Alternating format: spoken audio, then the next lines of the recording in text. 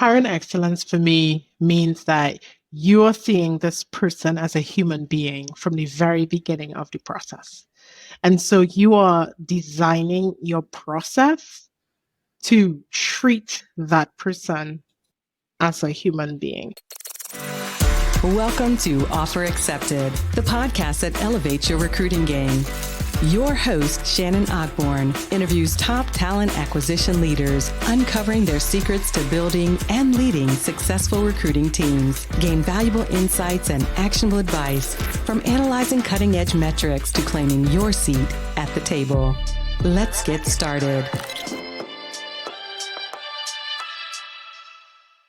Hello, and welcome to another episode of Offer Accepted. I'm Shannon Ogborn, your host, and this episode is brought to you by Ashby, the all-in-one recruiting platform empowering ambitious teams from seed to IPO and beyond.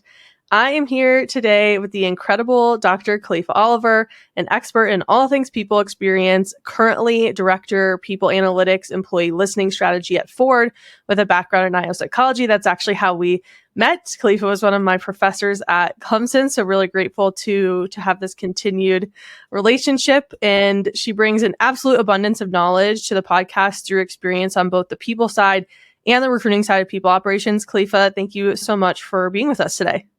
Absolutely. Thank you for inviting me. I would love to hear a little bit more about your current work at Ford and what you're up to. So I'm doing so many things.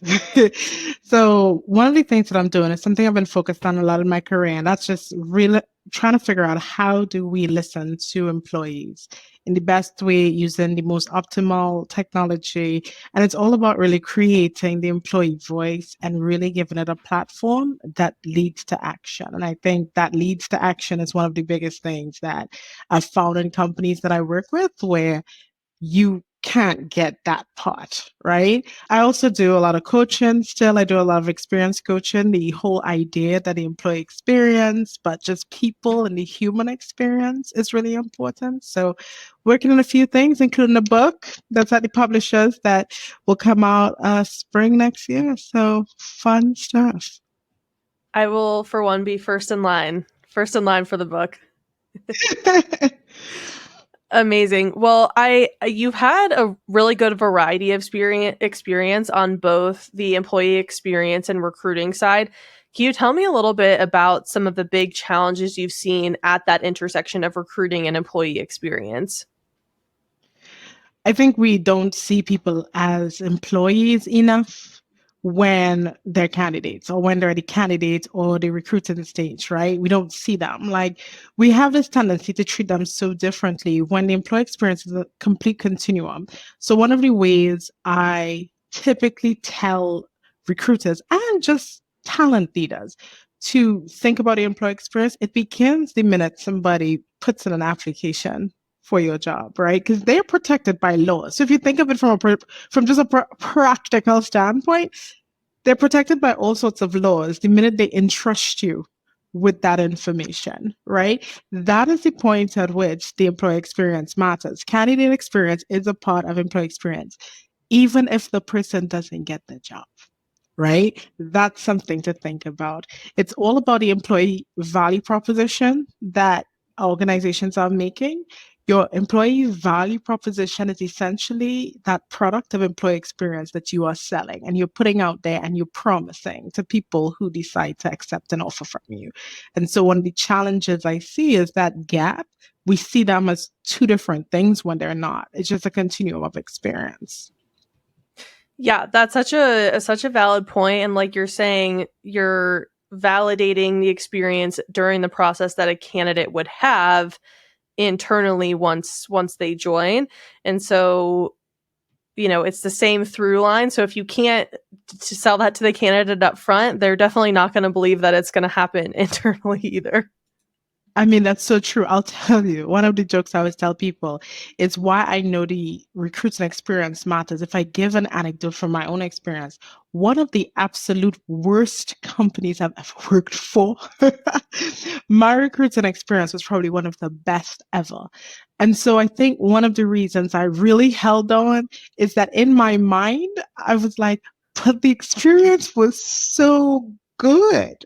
coming in that this has to get better, right? And if you Yeah. think of it from a practical perspective, when somebody has a not so good or bad experience, right? And they still decide to take the job. And there are multiple factors why somebody may not have the privilege or the ability to not take the job. Maybe they really like the job and they're really hopeful, but it's a little bit of a trauma. It's a trauma experience. And all you do while you're in the job is constantly wait for the other shoe to drop to validate your feelings at the beginning.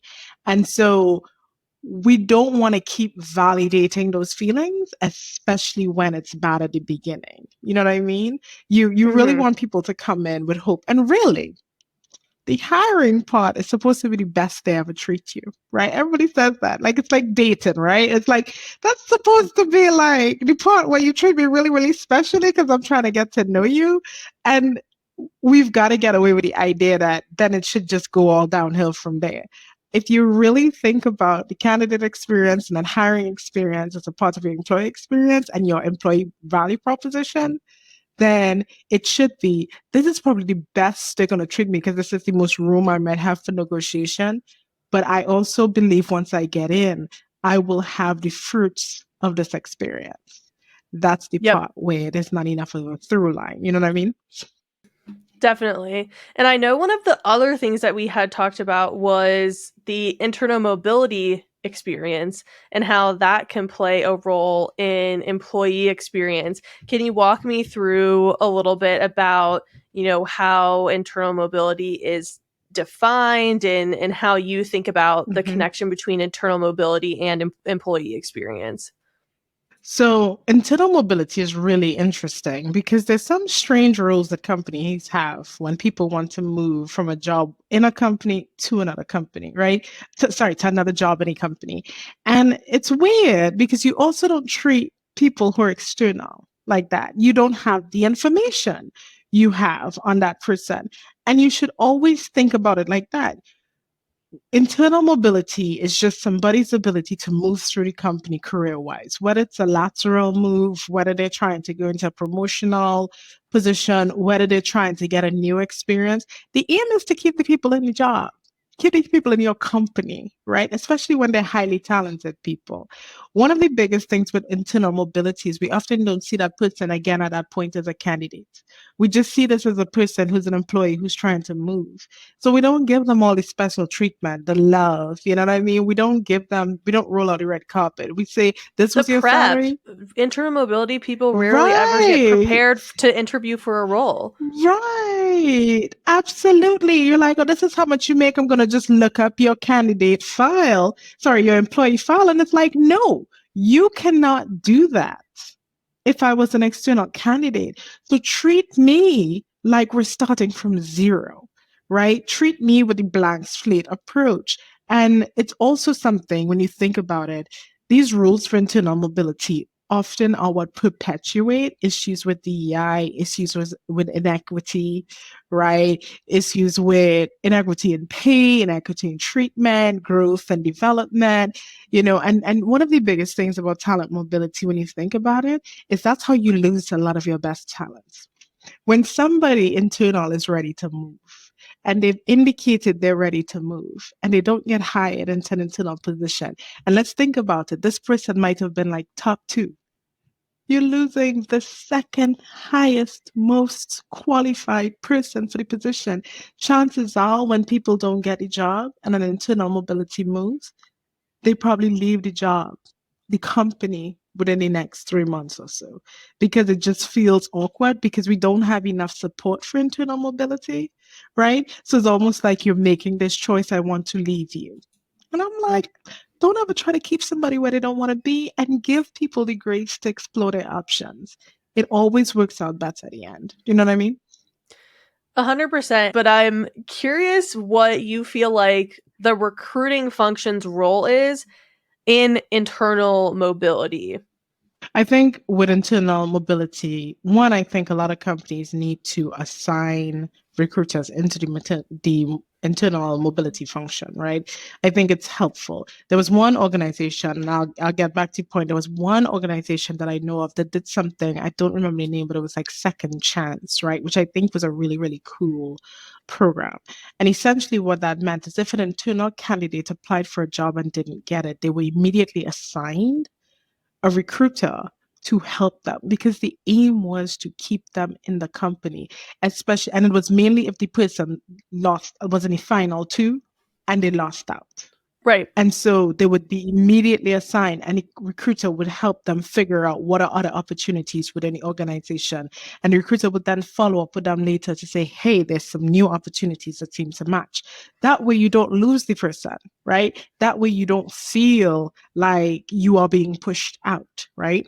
The recruiter's role, I believe, in internal mobility is in leveling the playing field, right?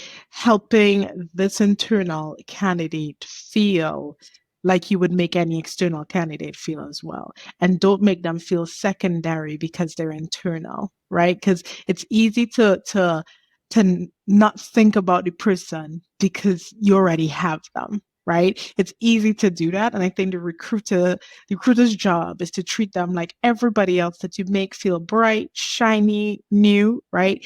Be honest with them. That's one of the advantages of internal. Be honest. I don't think this aligns with what you want to do.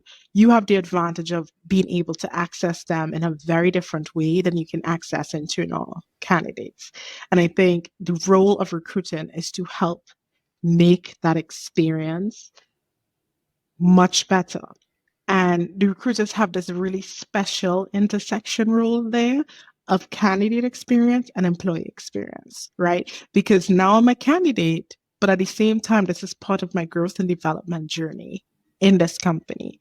That's a big role for recruiters to play. And it's an important role, especially when you're dealing with talent, especially specialized talent where they got options, lots of them. Exactly. And that's a recruiting function. Yeah. I think one thing that people don't think about in this internal mobility capacity is that if someone can't achieve what they're looking for internally, which a company should always be honest if it's, not available, not coming down the pipeline, like that should be clear and said. But I do feel like there's sort of this myth that internal candidates are so much more preferred, treated so much better, when a lot of times internal candidates will just get like, here's your interview times, and that's like the only communication that they get. Yeah, I mean, in many cases, I found it, to your point, to be the opposite, that the external candidates are treated way better, right? And even when you think about the times when companies used to fly people in to attend interviews and stuff, you didn't get all that red carpet treatment. They just told you come by the office at 7. You know what I mean? Like, you didn't get the whole experience again. And often you don't expect the whole experience, but why not? Right? Why not give them the experience? But I want to be clear that I don't think that this is just on the recruiting function. We've got to train managers to not take people's decisions about their own careers personally, right? You could love a manager, but recognize that you want to try something new. You could love a manager, but not like the work. You could hate a manager, but really like the work. But it doesn't have to be personal. And I think too many managers take it personally that somebody wants to leave. And it's like, I'm not leaving you. I'm not leaving this job. In this moment, I'm making a decision about me, right? About what I need to do. Because the worst thing you could do is handcuff me in this situation. I'm going to be the worst employee you've had, right? And now we're going to talk about things like PIPs and performance and all that stuff, because that's the other thing a lot of managers do, unfortunately, right? Because you're mad, because you're in your feelings, because you're not grown. Now, at the next performance review, because you know that person wanted to leave, now what are you doing?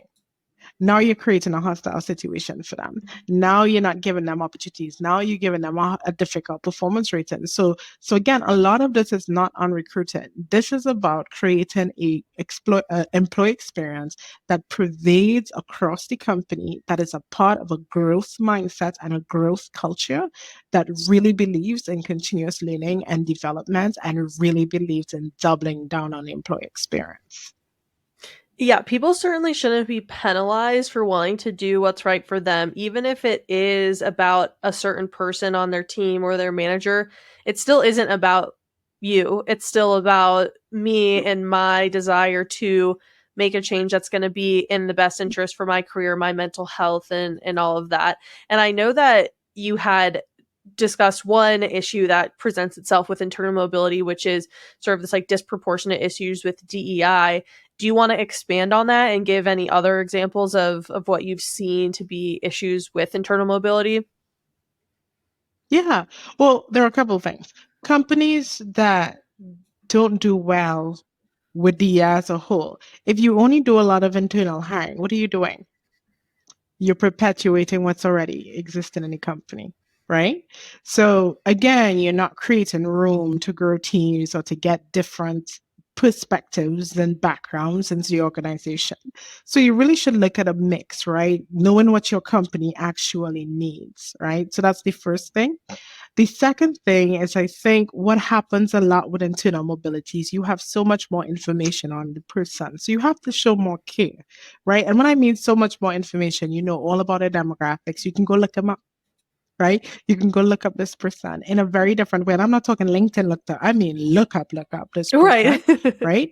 And when you think about that, you have people who are making decisions based on characteristics that they would never use for external people, and that includes their salary, because in that moment that becomes part of their demographics, their salary. You have access to what level they're at and making a decision. You know what I mean? The other thing with internal mobility and DEI is when you're making decisions to limit somebody's career or to grow, so you're in your feelings about who could move, who can't move, and all that stuff. We do a lot of our own biases when we're like, I want this person here because they look and feel like me, they make me comfortable, right?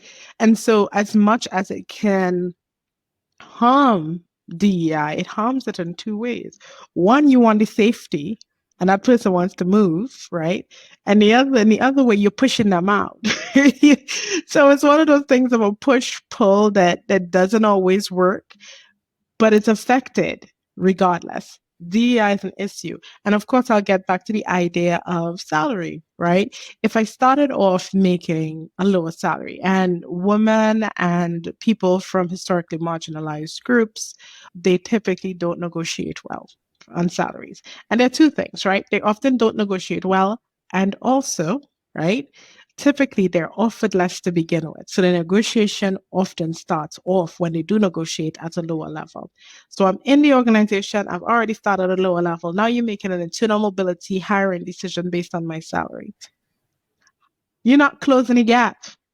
You're not paying me, right? And I've seen the policies where you could only move like 10%, but I don't you understand have that at so all. much more that you can pay. And I'm like, that's dumb, because you will constantly have this person behind. So the only way that somebody can actually move into the correct salary range, right, or competitive range, is to leave. You have to leave the company and come back. It's the only way. And you're subjecting your internal candidates to something that the external candidates are not subjected to, because you're depending on them to tell you what their salary range is. And that's why I'm really happy about a lot of laws that you can't ask it anymore. But for internal candidates, You you know can it. go look it up, right? So that law doesn't protect the internal candidates. And so we've got to think about how we make those decisions, right? There's also the limitations in internal mobility that I think we need to think through. If I'm in a job 6 months and it's not working out, are you really going to keep me stuck here for 6 months? For another 6 months, because the rule is I can't move for a year? That may not work. And so I think companies really need to think about, what exactly are you gaining? How have you people centered designed this? Did you make this decision for control and power or for growth, development, and impact? Right? 9 out of 10 decisions that I found with a lot of corporations, it's control and power. And those things do not help a company grow. They do not help production. They do not help performance. They just make somebody feel better. They stroke an ego, right? And so stroking egos don't necessarily mean profit or performance. And so we got to get away from that foolishness and that mindset. I'm wondering what your thoughts are, and I agree with all of that. I'm wondering what your thoughts are on the salary transparency piece.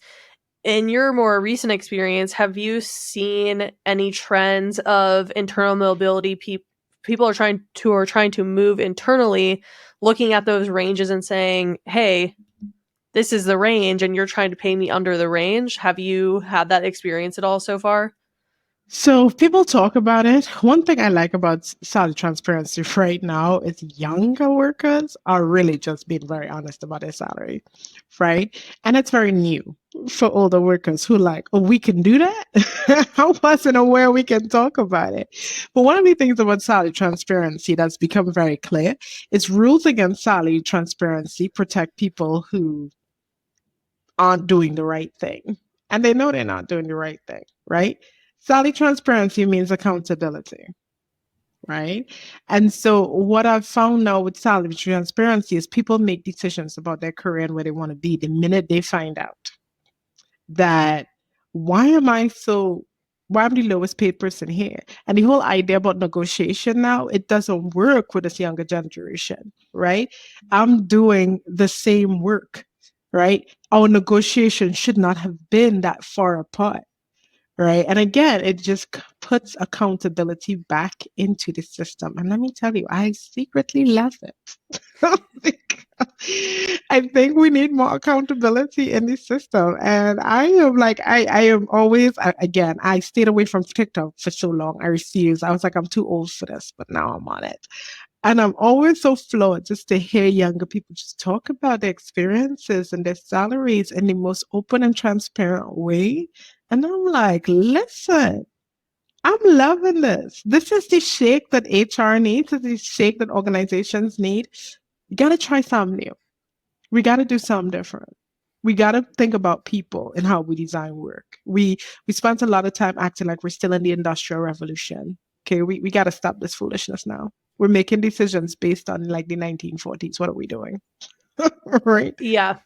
I feel like there's plenty of recruiting and people leaders that are ready to innovate and evolve. And I think the sell is with everybody else. So I really hope that we're going to start making more meaningful movement to that, because the workforce is changing significantly, and you have to adapt and meet people where they're at so that your organization doesn't suffer. And a big part of that is creating programs and capacities for people to move internally so that people can try new things, grow within your company, and provide different value than somebody else. You know, there's a nice balance that you have to maintain, like you Exactly. mentioned, but Exactly. And I think the most important thing that I want to like underline and bold that you said is meet people where they are. We spent too many times too much time, I should say, just pushing people into places that they're not ready for or they should not be in. Meeting people where they're at sounds like it's a lot harder than it is. It's not. It's not. It's about asking yourself the question, the key question of people centered design. If I make this decision, if I change this rule, if I use this data, if I create this thing, how does it affect X group, right? How does it affect Y group? What is the impact? What is the downstream impact? And then you edit your design. And I've found in many cases, the design edits is not that bad. It is actually simpler than having to try to correct it down the line. And I think we spend too much time being responsive and corrective versus really just trying to create a better system from the get-go. And I think that's where we are now. We need to break the system and create new things and new paths right now. Yeah, that's such an interesting point, and I think really goes well to this other question of what can companies tangibly do to create better internal mobility? And one thing that you and I had talked about previously was really upskilling people to get them eligible to make movement. I think that's coming up, going to be more relevant than ever with sort of like the rise of AI and AI use in roles. Can you tell me more about sort of like tangibly what are some steps companies could take to help their employees upskill to get them eligible to make movement? I think one, we need to change the conversation around what we are looking for a job. I don't care if you have a bachelor in math. That's good. But I don't care where you got a skill from. Can you do it? Right? I think that we got to change that conversation. I think we have to talk in terms of skills, competencies, what gaps are we trying to fill? What are things that somebody can learn on the job versus what are things that they need to come into? What are things that, like, I need you to have right now because we need to run? How much running you know, and how much walking, how much crawling? Like, how much lead time do we have, right? So that's the first thing, change the conversation. And when you change the conversations, please write better job descriptions. That, like, job descriptions drive me in. Like, I go sometimes on LinkedIn and just look at job descriptions and I'm like, what is this? What is this foolishness? And then you get mad when you get a whole bunch of applicants and nobody knew what you actually wanted. And it was clear you didn't know what you wanted. And now you're mad because nobody could read your mind. Companies need to better understand the jobs that they're hiring people for. There's no guarantee that the job won't change or that it may not be a shift. But sit down and really think through what you are looking for and communicate that very clearly with your recruiter, right? And I think recruiters also are in a position where they need to push back. Recruiters know the market a lot better. They also know the internal market a little better. And sometimes it's like, I don't know that we need to open this externally. We have a whole team of people that we would just thinking about restructuring, but they have X skill, Y skill, Z skill. People don't like to change jobs, and people most certainly do not like to change companies. It is easier to do internal moves because you already within the safety of something you know, right? So when you find that people start leaving your company instead of looking at jobs within your company, the problem is you. You know what I Totally. mean? The problem is you. The problem is your internal marketplace. Your problem is the lack of transparency. The problem is the lack of support to move. The problem is the dumb rules that exist for no reason that stop people from internal mobility, right? The problem is that there's too much managerial oversight and who can move and who gets to grow and what opportunities are available to upskill. Yeah, I'm last sort of thought on this. I'm curious if you were a people operations recruiting leader and you were trying to Mhm. sell the idea of implementing a strong internal mobility program with, you know, executives, hiring managers, other stakeholders, what would you be using to persuade them to do to take this advice and start an internal mobility program? Well, I'm a data geek. So the first thing I'm going to talk about is your data, like general sentiments on growth and development, right? And then look at retention numbers and really, how much people are leaving the company, how much people are moving within the company, right? What's the average tenure of people who actually move within a company? I think you really need to lean on data to tell the story. Right. Because I think one of the mistakes a lot of people use is they tell the story and then try to find the data to fit it. Right. But data's out there just with the story. This is what's happening, right? This is what the market looks like in the short term, and this is probably what it want to look like in the longer term. That's what I would use. I would use data, right? You could use all the other things to tug at people's heartstrings and all that foolishness. But the cost of internal mobility moves is actually cheaper than external hiring. That's just the truth, right? The predictability of the talent that you get from internal mobility moves is higher. You have much higher levels of predictability. You better understand the talent. You have a shorter onboarding period. You have the ability, which this is something I have a love-hate relationship with, but you have better transition planning, right? Because the person still is at the company, right? So you have that resource, which you have better transition planning, the ability to maintain institutional knowledge, right? It's not leaving the company, right? And I think these are some key reasons why having people grow and stay within a company is extremely important. And not only that, when you have higher levels of internal mobility, you attract more people because it becomes part of your EVP. Because fundamentally, people do not like to change jobs.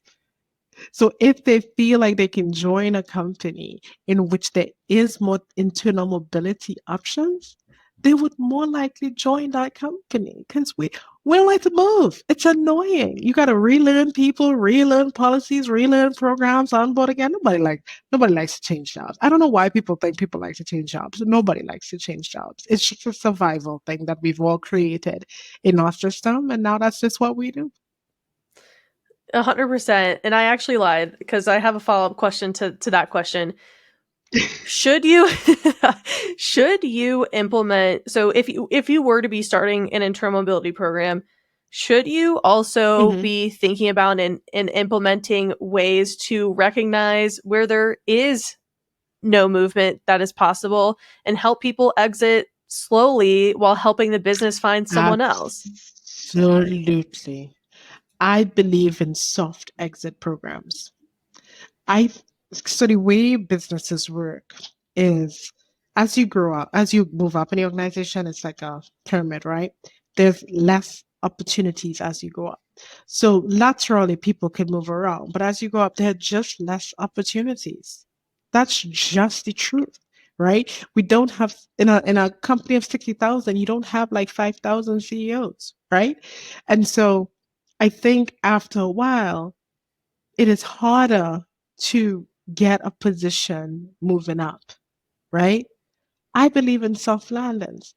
If you and your manager are able to discuss there's nowhere for you to go or grow and you really want to move and do more, right? You want to be a senior software engineer, but there are no senior software engineer roles, probably won't be one coming up for the next year or two, then help them exit. It's fine because two things can happen. They're not leaving angry, right? They're leaving supported. I've seen some companies where they will pay you money to exit, right? You just let them know, and then you have like 3 months, and all they ask you to do is help them transition and hire the next person for the job. And it's not a bitterness, it's just a recognition that we don't have anything right now. But if we do, you are not on a list of people we won't call if this ever comes up. So you have that relationship. One of the good things about that is you get a lot more boomerang employees. They will come back because you treated them well at the end, right? And you showed that Because your a lot of appreciation. companies, right? A lot of companies' EVPs honestly are demonstrated during the most critical, crucial, hardest decisions, right? A lot of companies showed what their real EVP was during layoffs. That is a critical, crucial time, and you showed it. A lot of companies showed it during COVID. How do you really treat your employees during times of change and challenge in a very public way, right? For those who don't know, can Mhm. you expand on what EVP means? Oh, employer value proposition. So it's essentially what are the elements of this company that make it attractive to work for?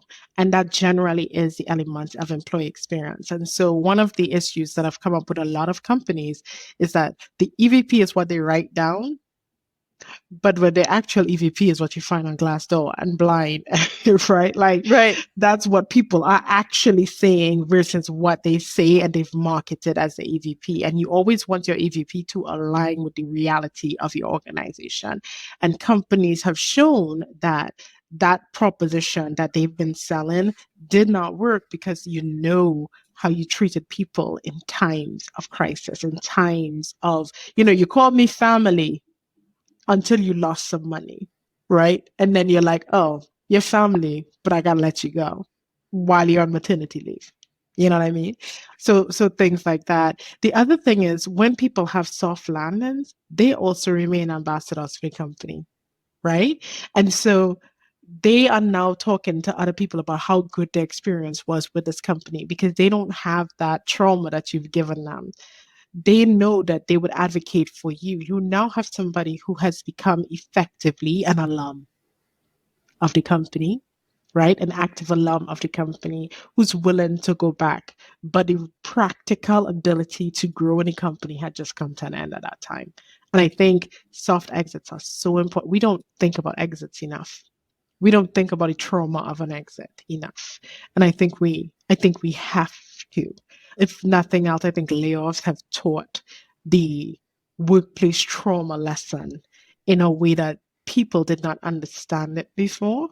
And a traumatic exit is tough because what you have is traumatized people going to get new jobs and carrying that trauma to the new job, right? And now you have traumatized leaders traumatizing other people in different companies. And it's just a virus that we can't get rid of. You know what I mean? Human to human, we need to do better about that. Yes. It's at the end of the Yes. day, this is humans impacting other humans, and Yes. there's bad situations, but there's certainly ways to do it right. And the concept of the soft landing, I think, is a really meaningful way to make people ambassadors for your company even after they left, because I think we've all been reached out to on LinkedIn before where someone sends us a message and says, hey, I see you used to work at this company, I see you recently left this company, what was your experience, and so on and so forth. And there's so much word of mouth that people really want to, I mean, from an employer brand perspective, what happens offline outside of, like you're saying, what people have written down, that matters Mm-hmm. exponentially more than what a company is saying. So, What in marketing? Absolutely. Absolutely. yeah. Well, taking a step back to look at things a little bit higher level, one thing we like to hear from all of our guests is, what are your thoughts on hiring excellence? What does hiring excellence really mean to you and encompass? Hiring excellence for me means that you are seeing this person as a human being from the very beginning of the process. And so you are designing your process to treat that person as a human being. And so you're thinking through, what does my application look like? My reach out to that person. If they don't get it, how I treat them. Like, I think that is hiring excellence to me. It is not simply putting butts in seats. It's being a doula, if you will, for the organization. You know what I mean? And ensuring that if that person does get the job, they land well. If that person doesn't, they don't hate you, right? That's hiring excellence to me. Because when you do that, you're setting people up for success immediately. That's excellence to me. That's what excellence is. I love that. My very last question, and I feel like you have a lot of good spicy takes, so let's hear it. What, what related to this topic or otherwise, what is your recruiting hot take? That too many recruiters think that because they've recruited for a long time that they can recognize talent. And talent is evolving, talent is changing. Everybody's different. So cut off the nonsense shortcuts and stop making all those stupid posts on LinkedIn like you know all the answers. Just stop it. Stop it. Hiring, recruiting evolves every single day. So stop with the shortcuts because all you're doing is taking biases and spreading it and telling people it's the truth. That's one of my hot takes for recruiting. We can all learn a lot from each other. And, Yes. just because you've been doing something a long time, to your point, doesn't mean that that's where the market is at right now. And I think that's also the importance of upskilling and evolving ourselves as professionals, Yes. because that's what's going to keep you employed, quite Yes. honestly. Yeah. Yes. You can't be narcissistic enough to believe that you understand everything about the changes in the market. You have to spend time and be intentional in order to do that. Definitely. Well, I think we are coming up on our time here. Where should people go to learn more about you and your work? So I'm usually on LinkedIn. So that's where most people find me, but I'm on most social media platforms. My, what do you call it? Like handles now? I'm getting old. It's at Kalifa O. So at KALIFAO. So you can find me on TikTok, on Instagram, on Facebook. And then you can go to my website, KalifaOliver.com. Amazing. Well, Kalifa, thank you so much for joining us on Offer Accepted. You have incredibly valuable insights, and I know that our listeners are going to get such great value out of this. Thank you all for listening, and we'll see you next time. Thanks for listening to Offer Accepted, the podcast for ambitious recruiting professionals, brought to you by Ashby, the all-in-one recruiting platform. If you enjoyed this episode, be sure to follow and share with your TA community. We'll see you next time.